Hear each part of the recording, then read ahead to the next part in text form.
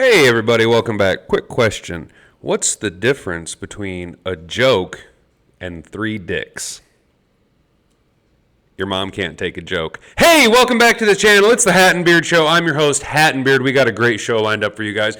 As you guys know, roster cut day was yesterday, and everybody had to trim their official roster down to 53 men. That meant a lot of guys had to cross their fingers and hope that things went their way. Look, there was a lot of moves around the NFL. We're going to focus on the Lions roster for today. I want to look at players who were cut and potential moves. There's an article I was reading of a few players that the Lions could potentially look to move in post-cut day. Not really high on that article at all, if I'm being honest. No, don't like that.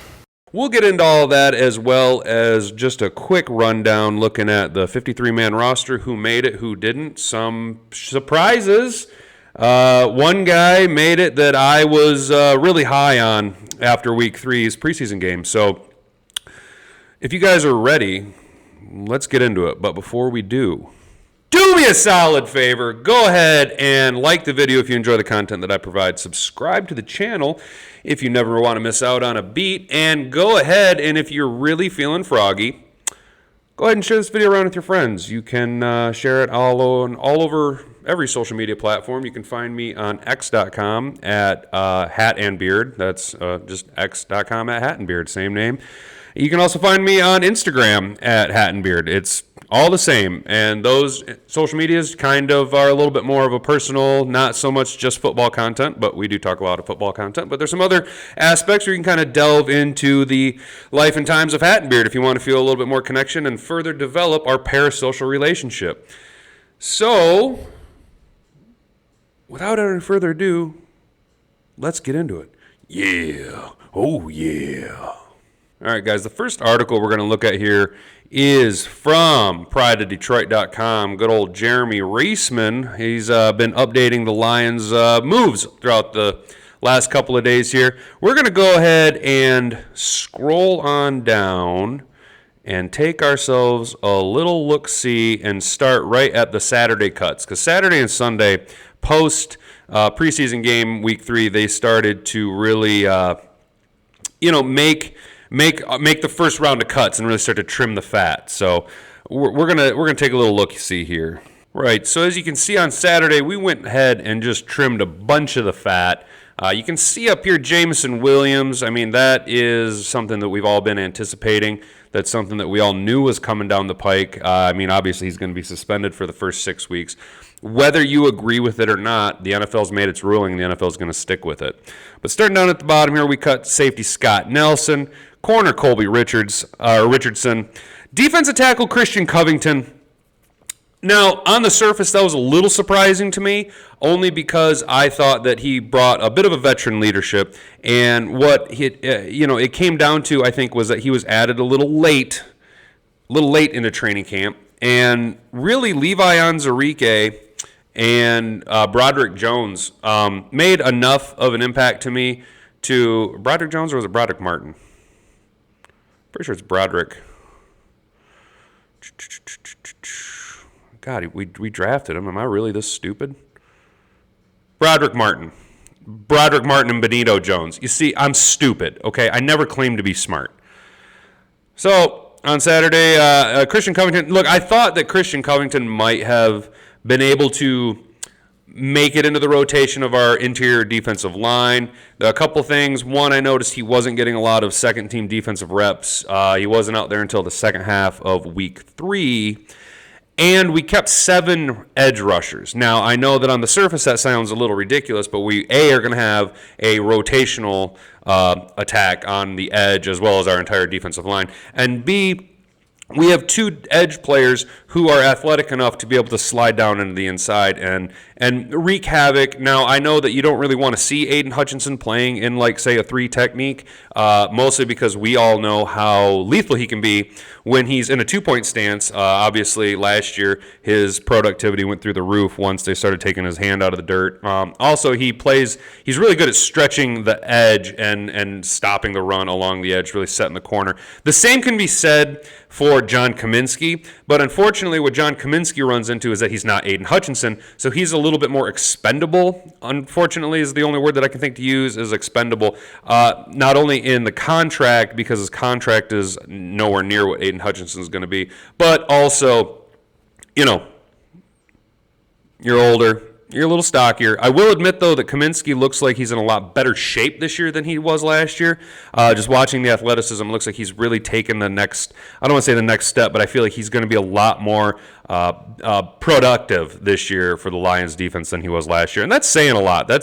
He was a fairly productive individual all year last year. I mean, that's why teams flirted with him. That's why teams courted him to come out to, like, say, Arizona, and he took a little bit less money to stay here in Detroit, which, I mean, that just makes me like him even more. I'm a big John Kaminsky fan, but I think he can play a good rotational position into the interior defensive line, especially considering that our defense is going to be, like I've said before in the past, it's going to be a toolbox, a toy chest for Aaron Glenn to really scheme out however he wants, because we have players in enough positions and enough depth in positions that we can rotate guys around and scheme against each individual team. It just really comes down to how well the coaches can implement the game plan and how well the players can receive it. I'm assuming that should not be a problem based on the last 10 weeks of last season, where our defense really turned it around. And now I know that's post Aubrey Pleasant firing.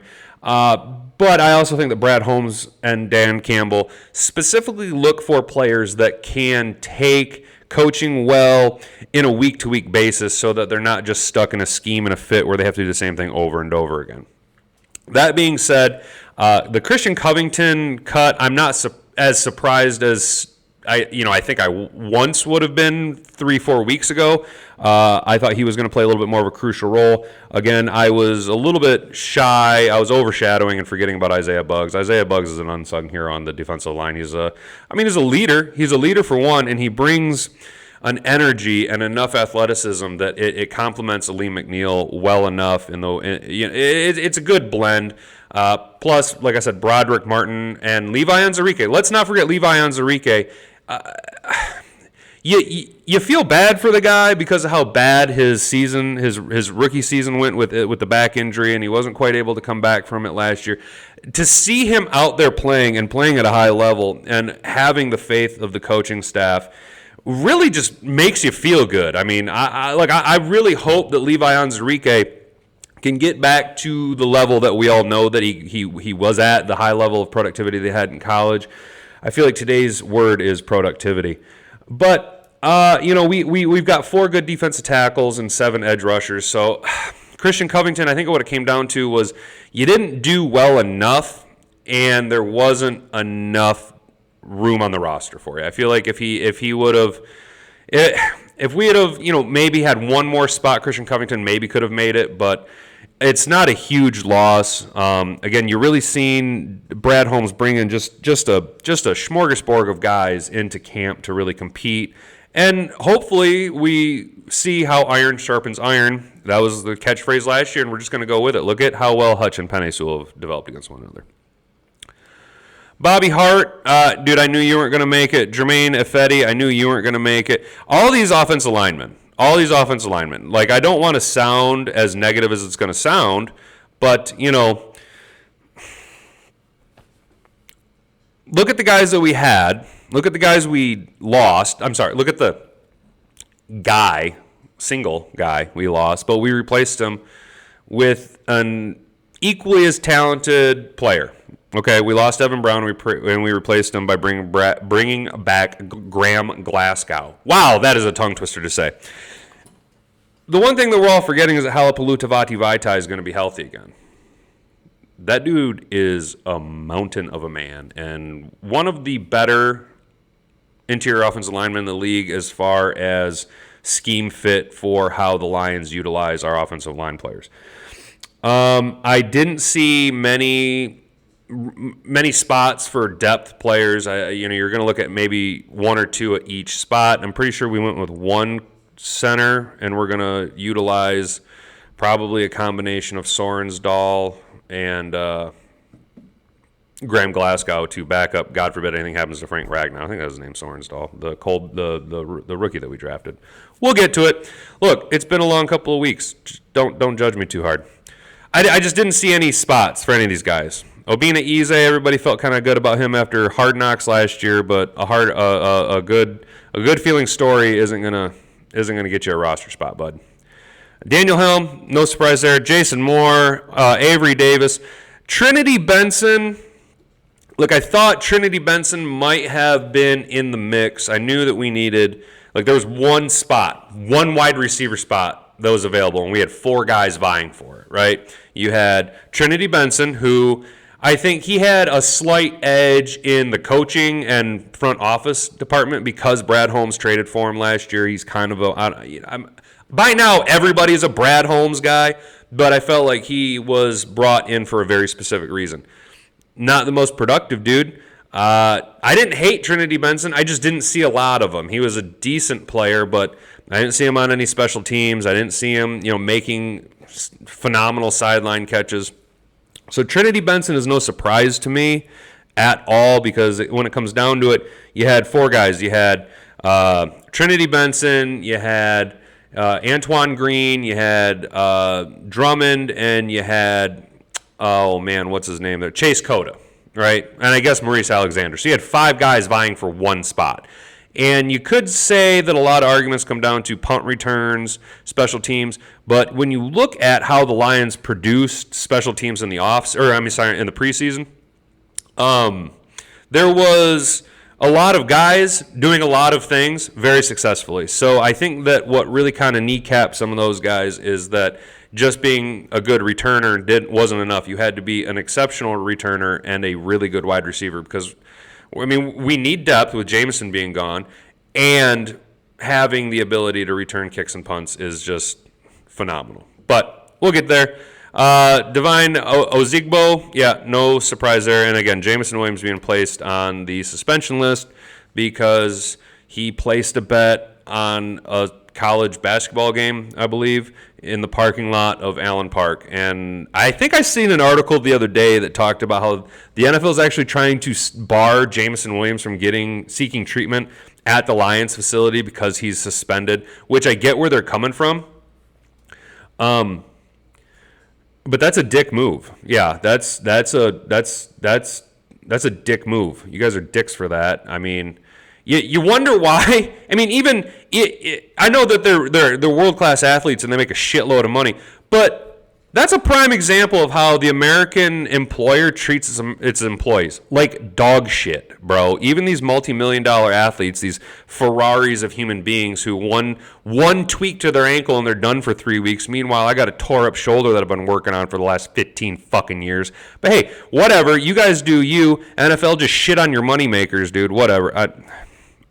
It is what it is, man. It is what it is. I don't agree with it. I think J-Mo should be able to get treatment. I don't think J-Mo should have been suspended. Look, hashtag free J-Mo. I'm on that bandwagon, and that's saying a lot considering I tend to come down pretty hard with the hammer on guys who are in violations. Probably because of my biases.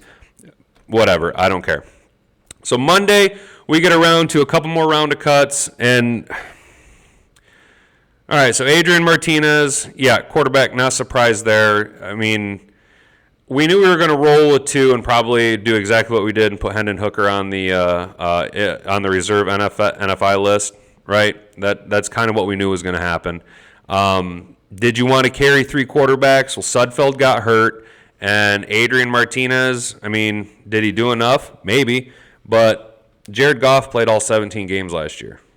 Jared Goff's pretty reliable, and if Jared Goff gets hurt, look, after week 2, I wasn't too impressed with Teddy Bridgewater, but after watching Teddy Bridgewater week 3 against Carolina, I know it wasn't against necessarily the most elite, but J.C. Horn was out there, and Teddy Bridgewater was playing with all of the second string offense. I thought he looked a lot better and is clearly grasping Ben Johnson's scheme. I mean, the night and day difference between number 50 Teddy and number 17 Teddy, or was it number 11? I don't know. Either way. We'll see what number he rolls out with in the regular season. But the change between his first performance and second performance really solidified that he's going to be the backup, and we're just going to develop Hendon Hooker accordingly. Why is that significant?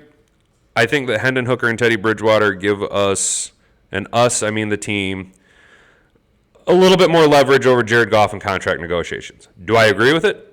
Hell no, I don't agree with it. You guys know I'm a Jared Goff truther. I actually really fucking like Jared Goff. I like the way he plays. I like the way he is cool, calm, and collected under pressure. I love how he's an advocate for the rest of the team. And I think that his story being cast out of LA as this busted, broken down quarterback who can't win the big game, the story of him coming to Detroit with MCDC, with Brad Holmes, with the whole change, this whole change gave Jared Goff such a great restart. I love the story. Okay? I love the story.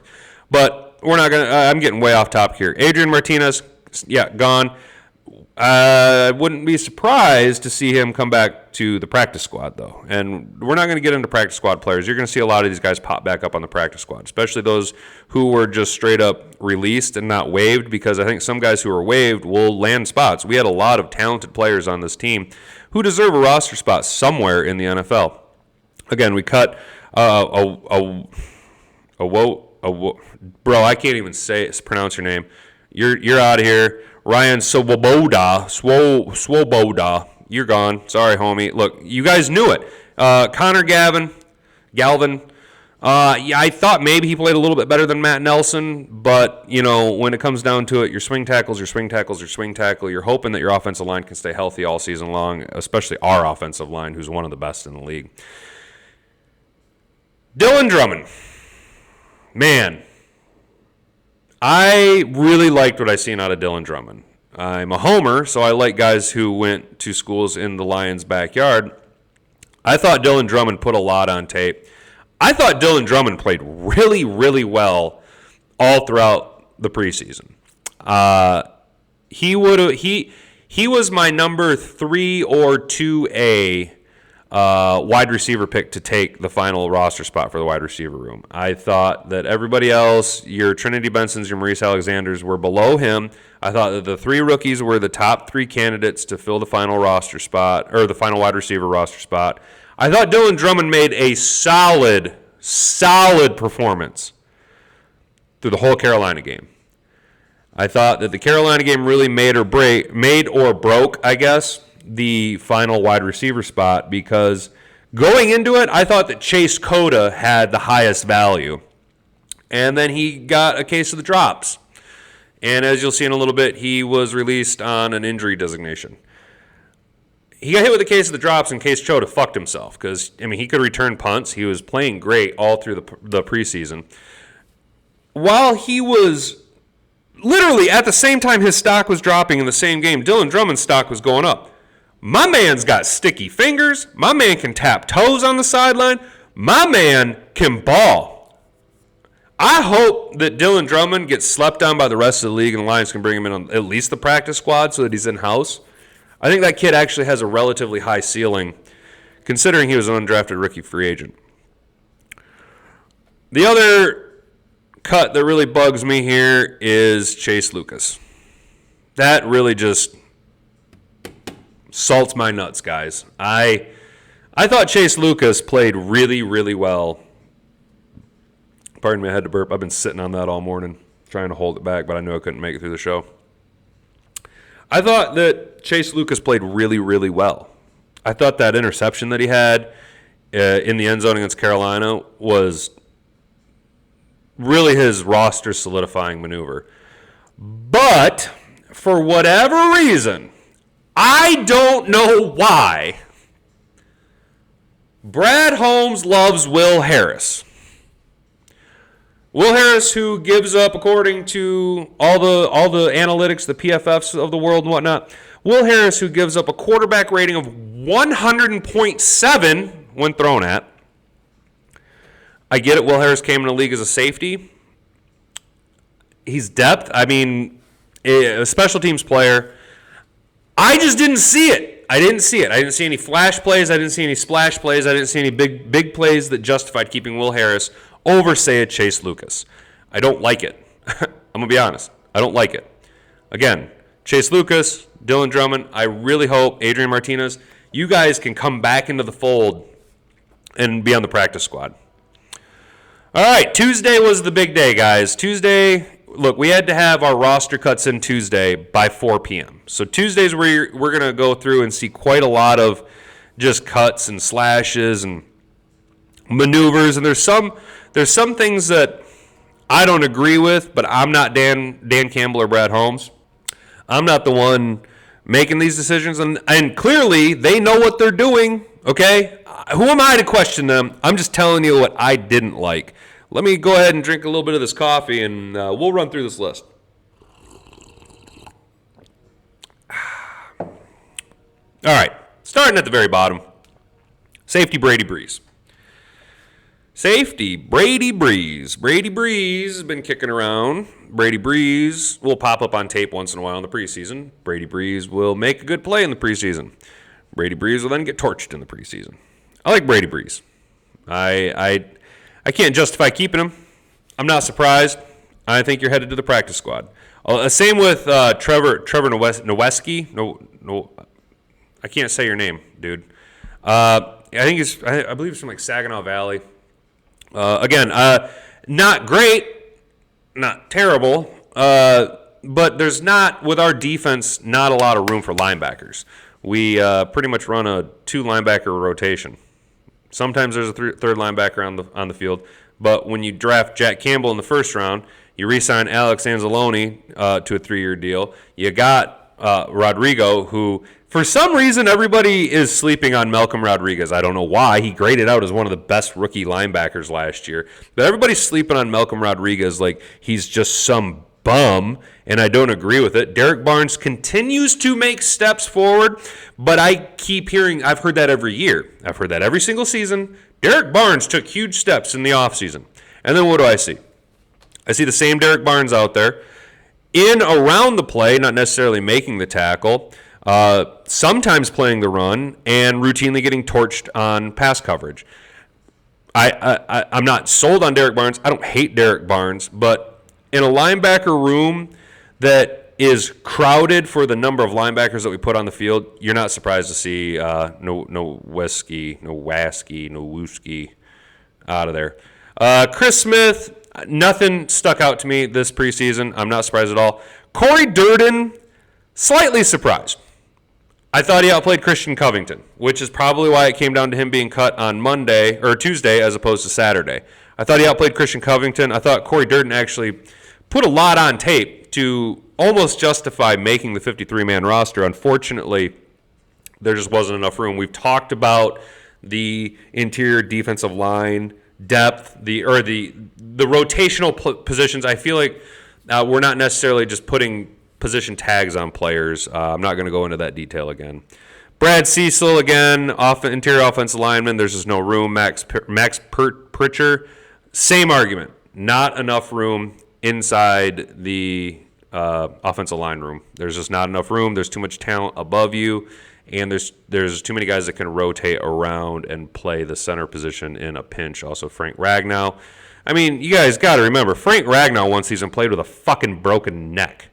So my guy is tough, right? My guy is tough, and he's a Pro Bowler. I mean, I fucking really like Frank Ragnow, all right? Maurice Alexander, not a great wide receiver. Really good return man. Not a great wide receiver. Look, man, you got one trick, and it's a hell of a trick. It's a hell of a trick, my guy. But what else can you bring to the table? What have you done for me lately in the receiving game? Exactly. Chase Cota. So high on Chase Cota. I was so high on Chase Cota. I actually viewed him as a poor man's Cooper Kupp. I thought he could actually make the roster. I was really high on him, and I think his stock was the highest out of all the rookie wide receivers on the roster heading into week 3 of the preseason. And the minute he dropped that touchdown in the back of the end zone, I knew Chase Cota wasn't going to make the roster. Now, was he cut? Not necessarily. We gave him an injury settlement. That's cool. Him and TK85 can take their injury settlements and invest them properly and start themselves a little firm doing some type of consulting work. Chase Cota, I think, could maybe make another run at it. I think he's got enough skills.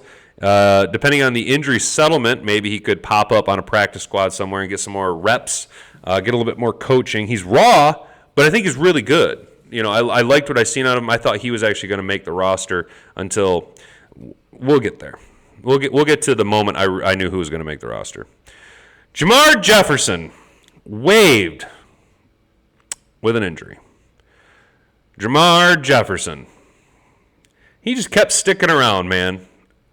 He played good. He didn't play great. He played good. I didn't think he was going to make the 53-man roster other than Brad Holmes really likes Jamar Jefferson. He drafted him, I think, in the 6th round like 2 years ago. He's been able to maintain a roster spot and keep kicking around Allen Park. I don't have anything against Jamar Jefferson. I'd never seen enough out of you, Haas.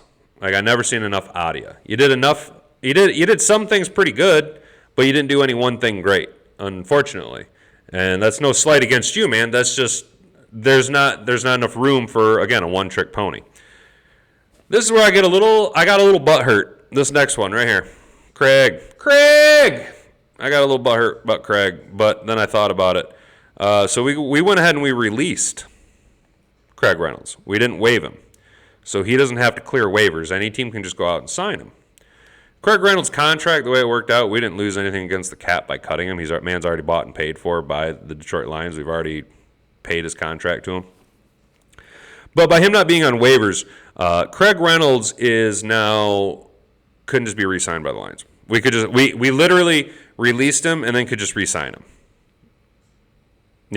That's kind of how that shakes out. Is he's not waived, he could be brought back. I like Craig Reynolds, and we're clearly going to be bringing somebody in because when you see that we cut all 3 of our reserve running backs yesterday, I don't know what team that can roll with 2 halfbacks through the whole regular season. That's again, as we've seen with the contract disputes of the running backs this offseason with Saquon and Jerry Jacobs. Josh Jacobs. Wouldn't that be funny if Jerry Jacobs was our running back? That position has shit value, and every handoff that they take, every catch that they make out of the backfield, you see money coming off their next contract deal. So clearly the league views the running back position as an abused, broken down, beat 'em up position, and that's I don't want to say that's fine, but that's just how they're operating right now. And I don't know how you expect to make it through a regular season with just 2 running backs who you clearly know the league beats the hell out of them. So I would expect to see maybe a Craig Reynolds get re-signed or get brought back after he was released. We're trying to make roster depth moves here. Nate Sudfeld to injury reserve. Good. Good. Look, I got nothing against Nate Sudfeld. He's just not that good. And I will never be able to look at Nate Sudfeld and not think that he looks just like Jared Goff's little brother. I will never not see him as Jared Goff's little brother. They look like fucking brothers, dude. I see why you brought him in, because you looked at him and you thought it was Jared Goff because he looks like the retarded version of Jared Goff, but he's not. He's not. He's not. And stop making me watch Nate Sudfeld throw the fucking ball around. I'm so sick of it. I'm so glad we brought in Teddy Bridgewater, and I'm so glad that we drafted Hendon Hooker. Let's just leave it at that. Nate Sudfeld seems like a swell guy. I'm not going to run him down too much more, but for real, you look like Jared Goff's retarded little brother. Starling Thomas V. Everybody is so butthurt over the Starling Thomas V cut. Seriously. Why? Why are you so butthurt over Starling Thomas? Why aren't you more pissed off over Chase Lucas? Seriously, Starling Thomas V. Everyone is fucking pissed about it. Why? Stephen Gilmore's sweet. Emmanuel Mosley. Look at this right here. Removed from the PUP list. Fuck off. Fuck off about the Starling Thomas shit. Just fuck off. All right? Be more concerned about cutting Benny Snell, Craig Reynolds, and Jamar Jefferson all on the same day. Because, not going to lie, I was certain Craig Reynolds was our RB3, and I was pretty convinced that Benny Snell was going to make the RB4. Benny Snell runs angry. Benny Snell is very good in pass pro. Benny Snell is a really good reserve third down back. Benny Snell's productive. He gets things done. Why you cut him? Maybe he wanted an opportunity elsewhere, or maybe it comes back to the Craig Reynolds situation where it didn't cost anything. I couldn't tell you why we cut this many running backs. They must have a plan. Look, they got a plan. They must have a plan. Who am I to question it? And as I pointed out, Emmanuel Mosley. I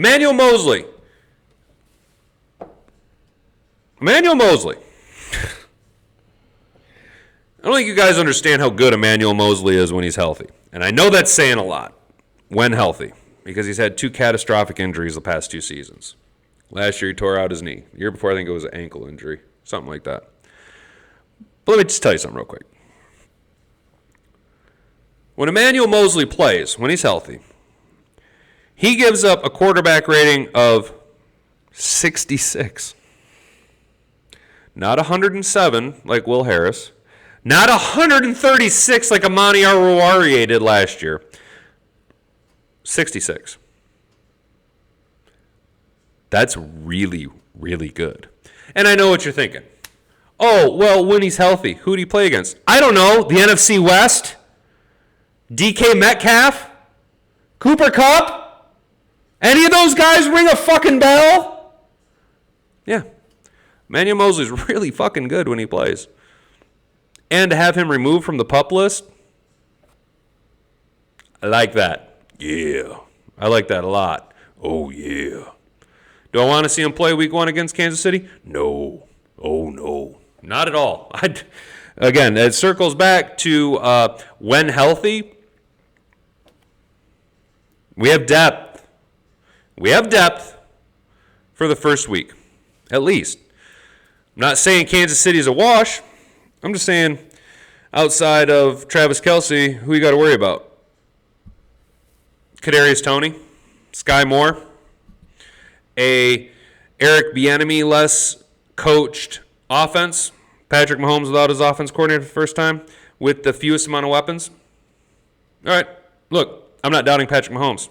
I'm not counting them out of this game at all. But I will take that plus 265. I will bet on the Lions with like a plus 265. Look, I think that our offense come out and punch them right in the fucking mouth. I think that with David Montgomery and Jahmyr Gibbs, we can take the ball out of Patrick Mahomes' hands. And I think that Jared Goff is going to do enough with ball distribution to Amon-Ra and Sam Laporta and Agent Zero and Josh Reynolds and blah, blah, blah, and blah, blah, blah. I think that we're actually going to see just how good of an offense coordinator Ben Johnson is and why he was courted so hardly in the offseason to be a head coach. Safety, Brandon Joseph. Same with Brady Breeze, man. Not enough. And a crowded safety room. Okay, when it comes to defense, we have a very crowded defense in all aspects. So you had to be Starling. It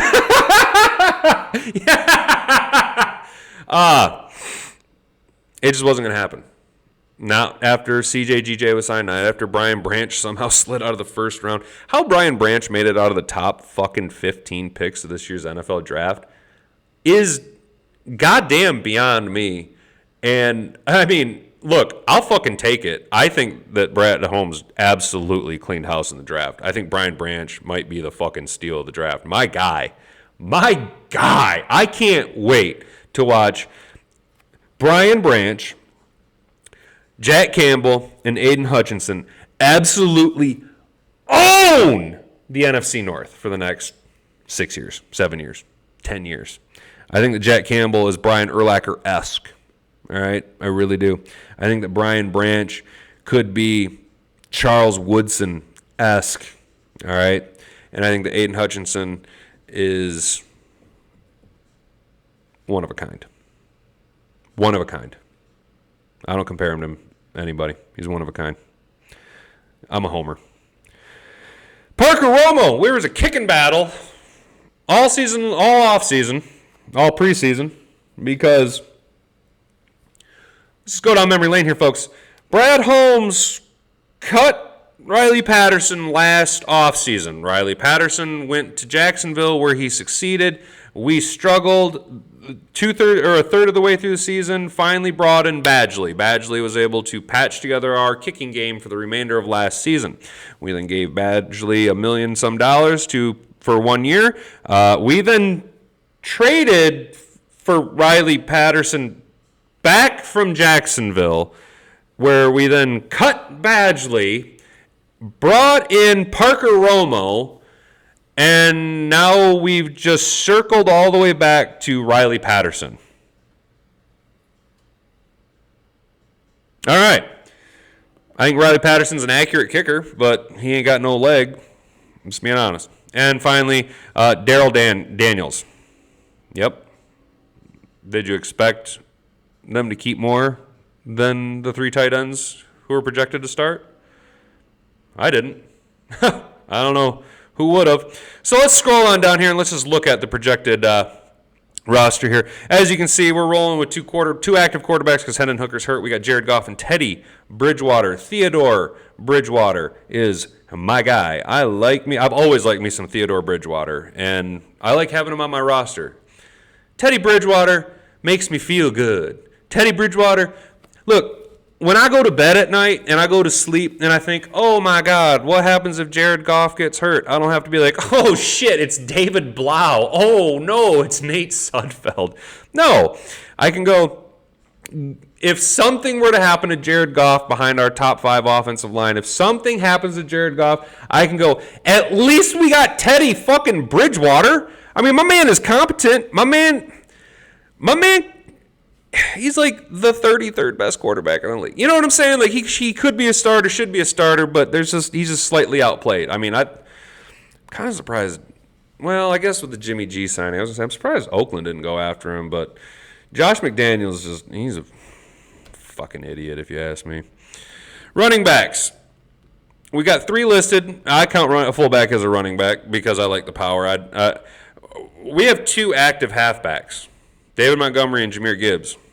Unsettling, to say the least. We got 5 wide receivers. 6 if you go ahead and throw Jameson Williams into the mix, but again, suspended for the first 6 weeks. So we'll be rolling in with, obviously, ASB. My guy, ASB. Josh Reynolds, Khalif Raymond, Agent Zero, Marvin Jones. I love the return of Marvin Jones. I liked Marvin Jones his last stint here in Detroit. And right here, Antoine Green. When Antoine Green proceeded to catch a pass over the middle and then run 80 fucking yards, I don't know if it was 80 yards, but at, light fucking speed, just ran away from the whole defense like his name was Jameson Williams, I knew Antoine Green was going to make the roster. In that Carolina game, when he made that big catch, I knew Antoine Green was going to make the roster. And then he proceeded to come out and make catches all along the sidelines, play his balls off. I really like what I see out of Antoine Green. If J-Mo can return and not bust out of the league, and I mean like down bust road, if he can come in and explode and go off and do everything that we know J-Mo can do, I think Antoine Green, J-Mo, and ASB could potentially be one of the best young wide receiver corps in the league. We have a great wide receiver coach. We develop young talent. Brad Holmes finds these guys, and Jared Goff knows how to get them the ball. We have the potential to have one of the best young wide receiver corps in the league moving forward. Really like the Antoine Green signing. Not signing, but keeping him. I really, really like that. Again, I was a Chase Cota guy going into the Carolina game, and the drops and Drummond's ascension, and then I was like, I don't know what we're gonna do. And then Antoine Green caught that touchdown, and I was like, there he is. There's your guy. And I'm kind of hoping he can break the number 80 curse, because I have this weird vibe that, like, bro, Charles Rogers kind of cursed the number 80 for us, because I've never seen anything productive out of a guy wearing number 80 since then, and I'm kind of hoping that Antoine can fix that.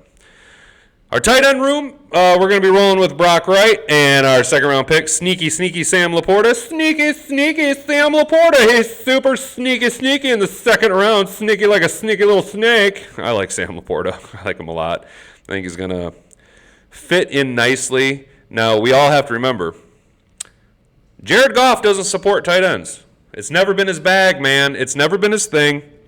So when we look at the production of like a Hawk, and now you guys know I fucking hate TJ Hawkinson. He's a bag of shit piled 6'5". You can't necessarily get mad at Jared Goff, because all of our tight ends have basically the same stat line as TJ Hawkinson always did. Jared Goff just doesn't throw to the tight ends. It's not a knock on Jared Goff. That's just not in his repertoire. The weapons are there, though, and I like it. I actually thought James Mitchell played pretty well in the preseason as well. So these three guys are nice. I like it a lot. Down to the meat and potatoes, boys. Let's get on down to the hog bollies and see what the offensive line's going to look like. Well, there you go. There's your starting five in order from left to right. You're going to have Taylor Decker at the left tackle, Jonah Jackson at the left guard. I call that the Ohio State side of the line. Big Frank Ragnow. You guys know I got a big old fucking man boner over Frank Ragnow. Halapalutavati Vaitai returning. I am so happy to see him back on the field. I like his energy.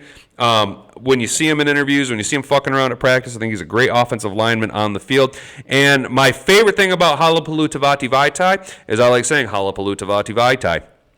Penei Sewell will finish off the right tackle, and this is what I like to call the Hawaiian side of the line. Graham Glasgow, Colby Sorsdahl, and Matt Nelson will be your reserves. So we got 2 interior offensive linemen to fill 3 spots and 1 swing tackle. It's pretty common rotation now in the NFL. You don't see a lot of two lefts, 2 centers, 2 rights, and 2 rights. That's just not something that happens anymore. You got to have a lot of swing ability and players that can play around, which is why you'll see a lot of the guys that we cut from the interior offensive line come back to the practice squad so that we can just bump them right back up if something were to happen. You hope to limp through.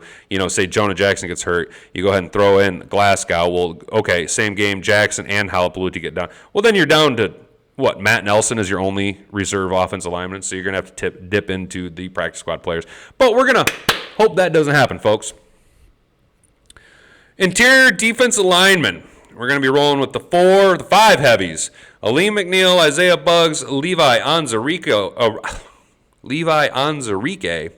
Benito Jones, who came over last year he was waived by Miami at the roster cut deadline, and we brought Benito Jones in last year.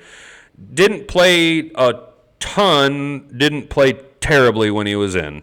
And Broderick Martin, a rookie that we drafted, I actually kind of like this. I think it's pretty sneaky. I think Aleem McNeil obviously is the big name, and man, his off-season transformation was just fucking phenomenal. I really think Aleem McNeil is going to take that next step. On the edge, we're going with 7 deep. You guys already know my boy Aiden Hutchinson. Charles Harris, I think, is going to be a non-factor. John Kaminsky, the linchpin of our rotational defensive line. He holds the entire rotation together because he can play all over the field. Josh Paschal, I expect to see the next step taken. The little bit of exposure that he got last year was solid, and I didn't hate it so much. And then James Houston will probably these 3 guys. These 3 will be your. I wouldn't say starter, but they're going to be the majority, I think, unless Romeo Okwara, you roll the Aiden Hutchinson or Romeo Okwara. But James Houston, we all know what James Houston can do. I think James Houston is going to push for 13, potential 15 sacks, and if he's doing that, then Aiden Hutchinson's going well over 20, baby. Let's fucking go. And then you got the Okwara brothers. Linebackers. We kept more linebackers than I thought we were gonna, but 2 of them are pretty much basically special teams players, and then you have your top two, and then your two reserves. Let's look at it that way. Let's look at, you got Alex Anzalone and Jack Campbell are basically going to be your starting linebackers. Malcolm Rodriguez and Derek Barnes are going to be your rotational guys based on situational football. Jalen Reeves-Maben and Anthony Pittman are just going to be your special teams hammers, dude. They're going to be out there just knocking dudes' skulls into the fucking dirt out there on special teams playing like a guided fucking missile, and I'm here for every goddamn minute of it. Cornerbacks, we're going to roll a 7. We got Cameron Sutton, who I love Cameron Sutton. Again, he gave up his QBR last year when thrown at was, again, less than 70. So you pair him and Emmanuel Mosley together, and they still barely let any passes up. Definitely not like Will Harris, 107. Will Harris sucks. Cameron Sutton, our big free agent. Jerry Jacobs, his QBR rating when thrown at last year, 74. So pretty goddamn good. I've been high on Jerry Jacobs. I'm glad to see him be able to come back from, I think he tore out his Achilles or his ACL. I can't remember. Either way, he had a pretty catastrophic injury towards the end of his rookie season, which is why he missed a good chunk last year. But when he's on, he's on. When he's on the field, my man plays. Emmanuel Mosley being removed from the PUP list is so fucking dope, dude. Brian Branch, positionless Brian Branch, the X factor on our defense. The steal of the draft right there. The X factor for the next 10 years. Brian Branch. I'm telling you guys, you just wait. I know that a lot of you that are on the bandwagon, you have no idea, but for everybody who's not a big football fanatic, Brian Branch is legit.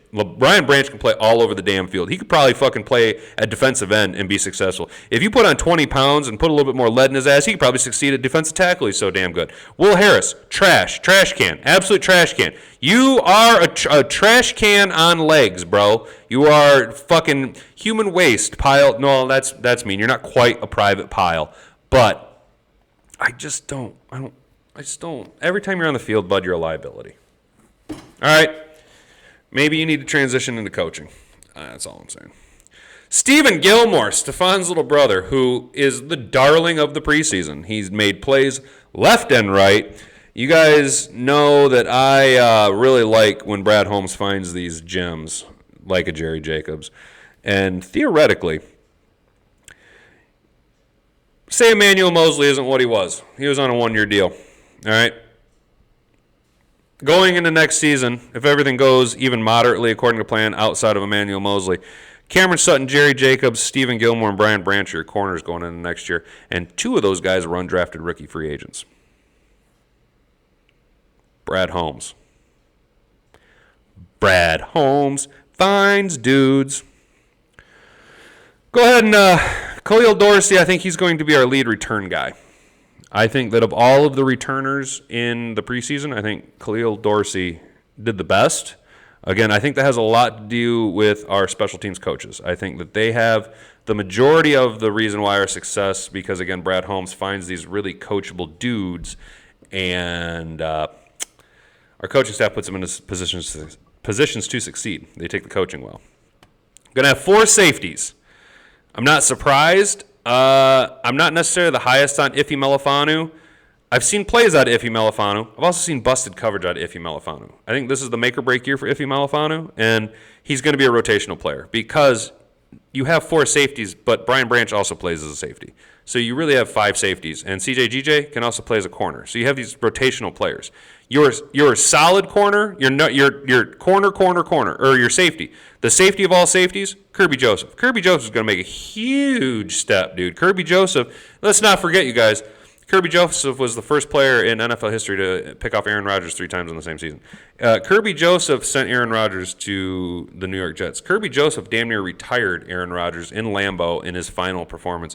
Kirby Joseph, the sky's the limit for him, and I'm here for every minute of it. Let's go. Oh, yeah. Tracy Walker bouncing back from the injury last year. I love to see it. That's a good sign. I've seen him in the preseason playing relatively well. I think he rebounded exactly how you expect someone to rebound. And then special teams, the man with the big leg, Jack Fox, punting again. Love Jack Fox. Been a big fan of Jack Fox since he came into the league. I think he's probably the best punter in the league, in my opinion. Scott Daly throwing the balls back, throwing them deep, long snaps, and then, as we already discussed, Riley Patterson as your kicker again.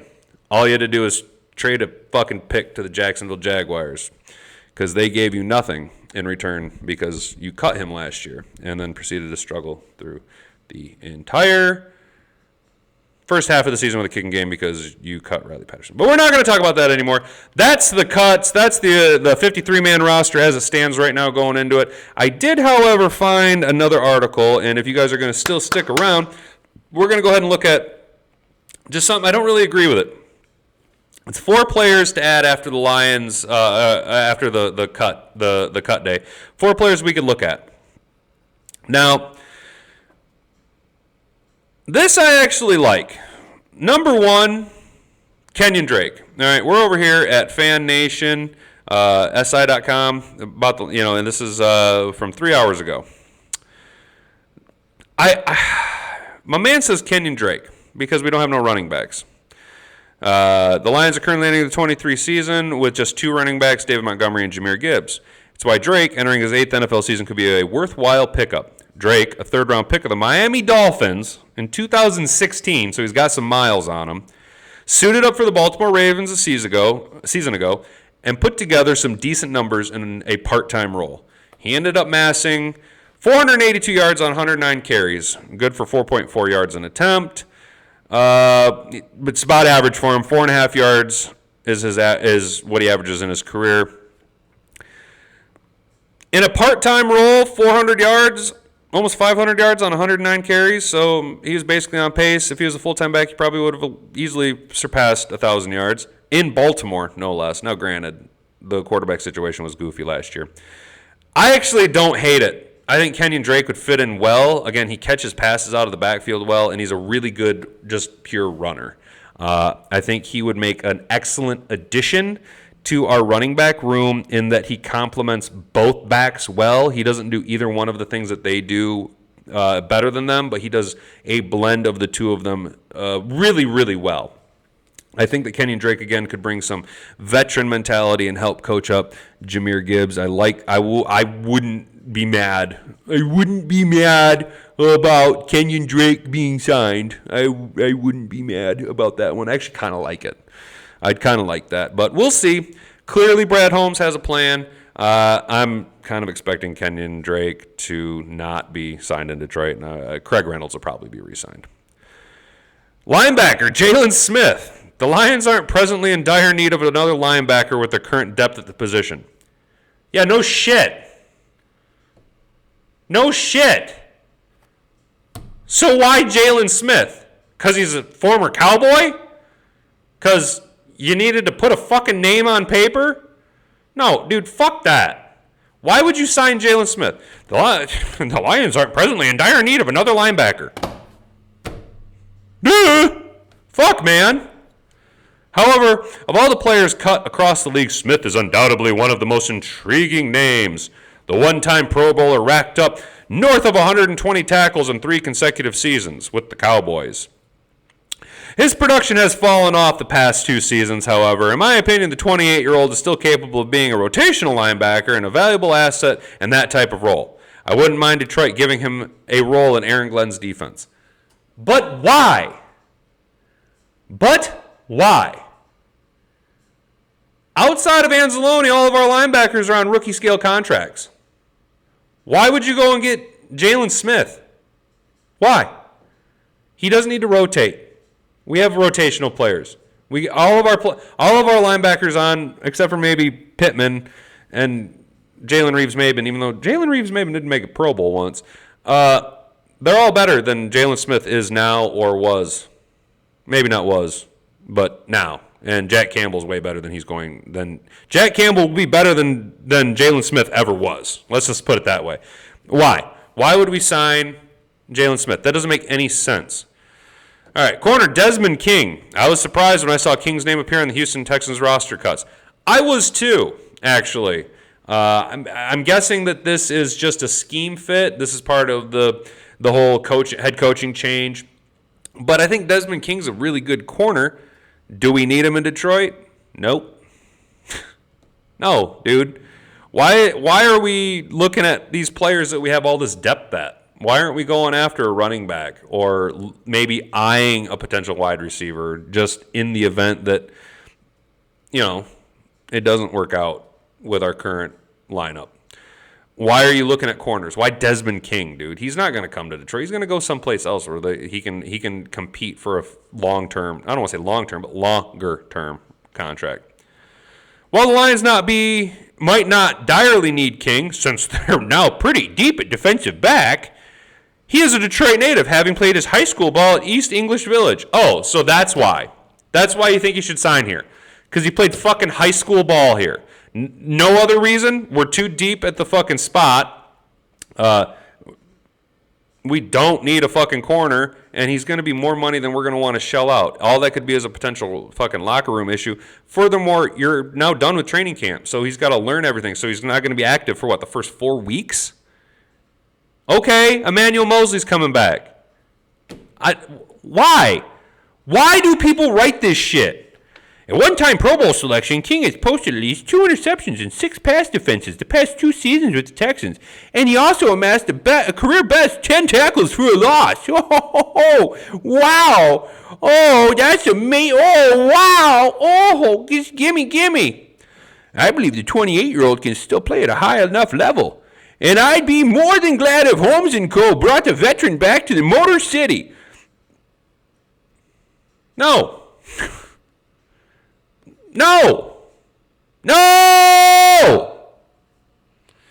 And then finally, they want Jacob Harris. Jacoby.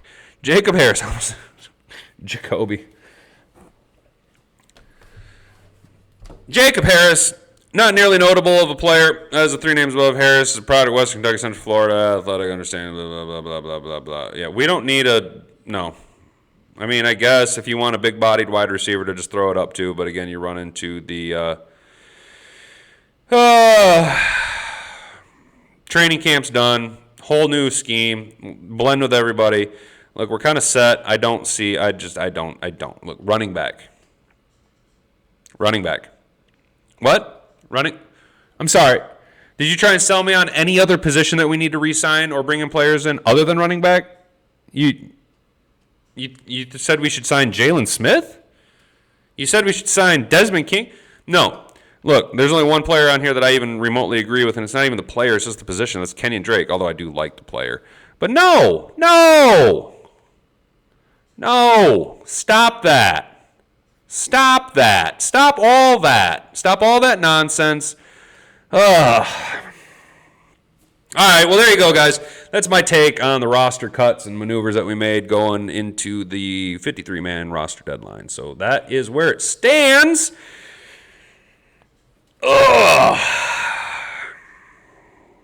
Let me know what you guys think down below. Comment down below. Share your thoughts, opinions. What did you think? Do you like my setup? Make sure to like, share, subscribe. Anything else I'm thinking of? Check me out on my socials. Go ahead. Find me at Hat and Beard on X, Instagram.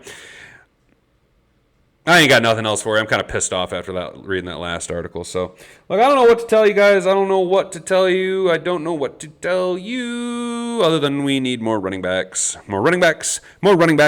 Hell, I'll go play running back for him. Blow my knee out, take one of the medical fucking designation payout things. Look, I don't know. Brad Holmes knows more than I do, but I really like where our defense is shaping up. Emmanuel Mosley coming back early. Cameron Sutton's going to be lights out cornerback number 1. Oh, Brian Branch is going to be the fucking steal of the draft. And Jack Campbell could be the next Brian Urlacher. Oh my God, it's going to be wild. It's going to be wild in Detroit. That's going to do it for me, folks. You guys try and have yourself a good rest of the day. Stay out of trouble. Don't do anything I wouldn't do. And God, motherfucking speed.